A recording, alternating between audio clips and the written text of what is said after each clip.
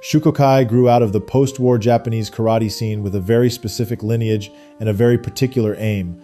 The founder, Chojiro Tani, was born in Kobe and came of age in the turbulent years before the Pacific War.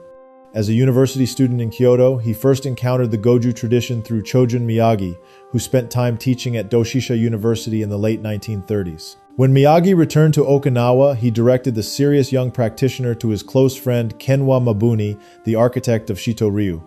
Under Mabuni, Tani absorbed material from both the Naha and Shuri lines as well as the Tomari stream, and he learned the way his teacher collected and codified kata across lineages. After the war, with Japan rebuilding, Tani began teaching his own classes in the Kansai region and adopted the term Shūkōkai for his group in the late 1940s.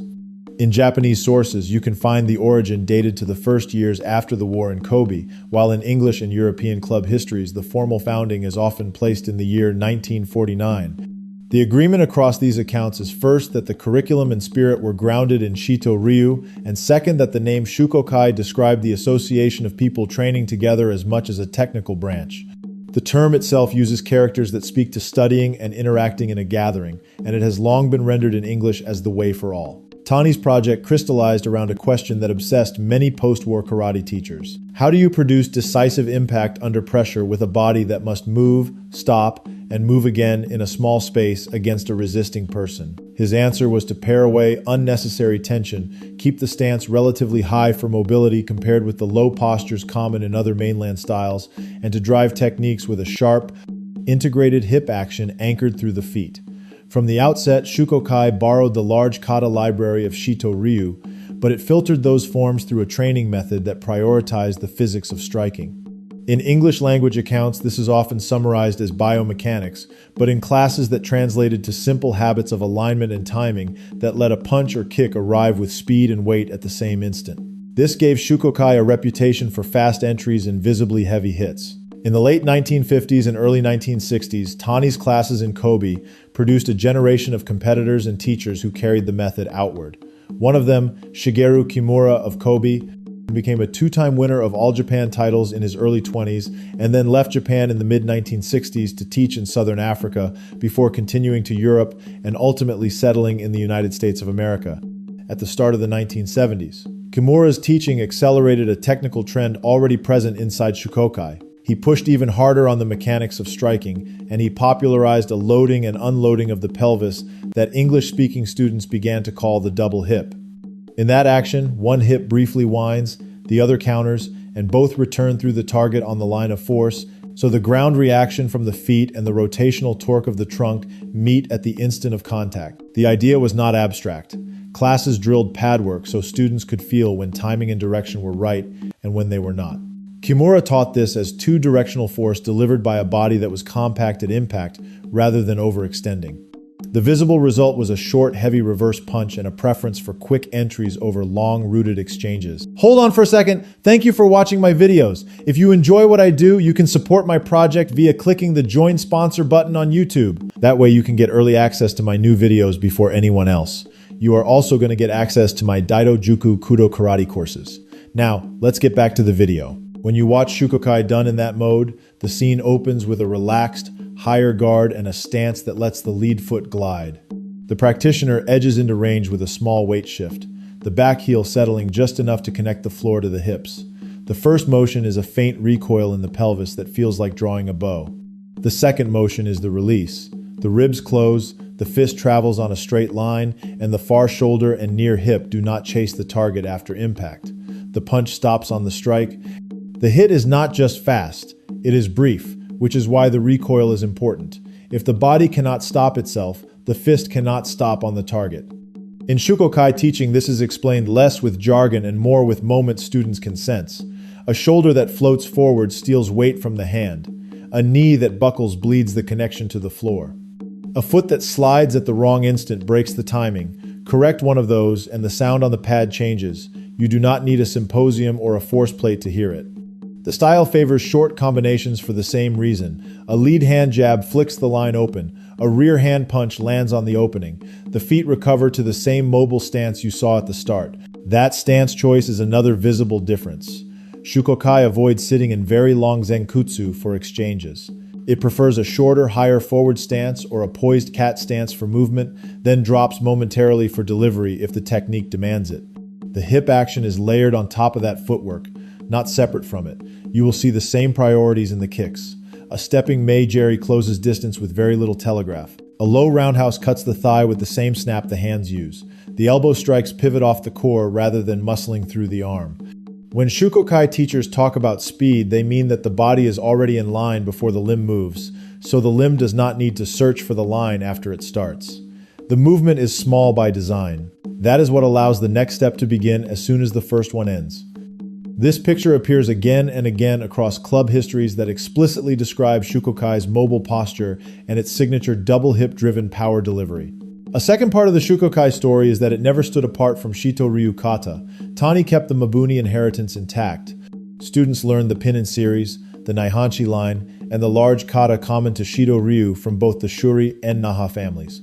What changed was how those forms were interpreted in class. In Shukokai, the sequence is a laboratory for the line of force and timing, not just a recital. In later decades, some clubs retained a strong competition orientation, while others returned more to kata study and self-defense applications. But the training language about speed, impact, and body alignment remained recognizably Shukokai. As the style spread beyond Japan, it also diversified.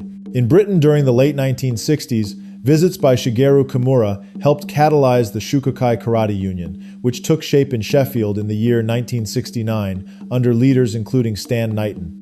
That union became a vehicle for the style's growth in the United Kingdom through the 1970s and 1980s. In the early 1980s, another British figure, Eddie Daniels, established the Shūkōkai Karate Federation, aligning closely with Kimura's approach and later becoming one of the senior international instructors who stewarded Kimura's legacy after his death in the mid-1990s. These organizations reflect a wider pattern.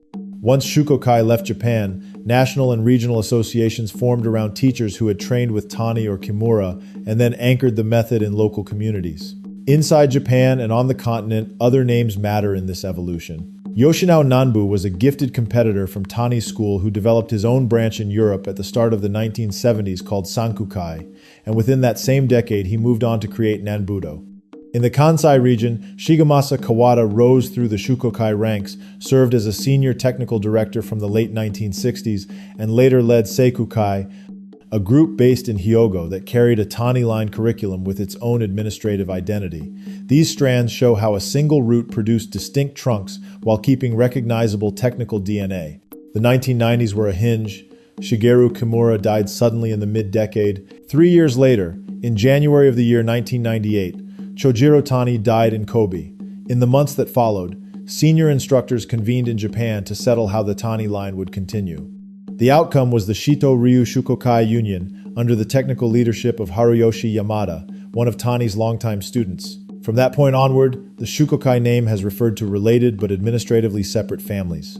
The Yamada line union retained the Tani-ha Shito-ryu identity inside Japan and across a European network. The Kimura line, organized as Kimura Shūkōkai International, led by senior students who had worked with him for decades in the United Kingdom, the United States of America, and South Africa. Other branches, such as Seikukai under Shigemasa Kawada, continued to operate from the Kansai region with international ties. All of them claim Tani's technical base, and all of them continue to teach the high-stance, hip-driven striking that distinguishes Shūkōkai from other streams of Japanese karate. A few individuals illustrate the arc.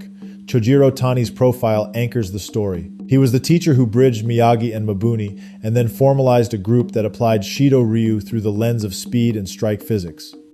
The image of his early Kobe dojo with a carved Shūkōkai sign captures the organizational spirit that the name actually describes. The fact that Japanese sources emphasize that the style he taught remained Shito-ryu, while the group was called Shūkōkai, tells you how he thought about it. He never abandoned the core material he had been taught, he simply insisted on how it should move. Shigeru Kimura represents a second phase. As a young man, he was a standout competitor. He then became an evangelist for the method outside Japan, building impact-focused training around pad work and the double hip. His teaching left deep marks in Europe, Southern Africa, and North America. The international organization that bears his name still holds world camps and championships and continues to refine the short-range, two-directional delivery he championed. In the way his students describe his approach, you can hear how he welded timing, ground reaction, and hip reversal into a single beat rather than a sequence of beats. That condensed beat is the audible signature of a Shūkōkai hit. Haruyoshi Yamada shows the continuity of the Tani line inside Japan and Europe after the founder's death. He had entered Tani's circle as a young judoka in the 1950s, rose through instruction roles over decades, and in the late 1990s chaired the union that stabilized the curriculum and affiliations for the Shito-ryu Shukokai network. Under that umbrella, seniors such as Kazuo Ishitobi and Hyogo kept local dojos growing and maintained the idea that Shukokai remains a way to approach Shito-ryu rather than a separate island from it. These names remind you that the style has a living center in the Japanese community that produced it. Yoshinao Nanbu completes the picture of how Shukokai seeded new directions. He was told by Tani to help develop the style in Europe and to organize events, and he did both before deciding to follow his own intuition and craft a different curriculum. His journey shows how strong lineages continue to breathe because students are permitted to test ideas in public, and how a style carries forward even when a talented student departs. Today, wherever you encounter Shukokai, whether under the Yamada lineage or the Kimura lineage or the Kansai-based Sekukai teachers, three fingerprints recur. First, the stance and guard sit a little higher and more mobile than many mainland schools, a choice made for speed and fast recovery. Second, the hips are not cosmetic. They load and unload around the spine to let the body weight arrive with the hand or foot at the same instant. Third, kata are not museum pieces. They are studied as frames for timing and line, not merely recited. These are the threads that tie a Kobe dojo of the late 1940s to modern classes on 3 continents. They are also the threads that made Shukokai immediately recognizable the first time a practitioner hit a pad and the sound on contact turned heads in the room.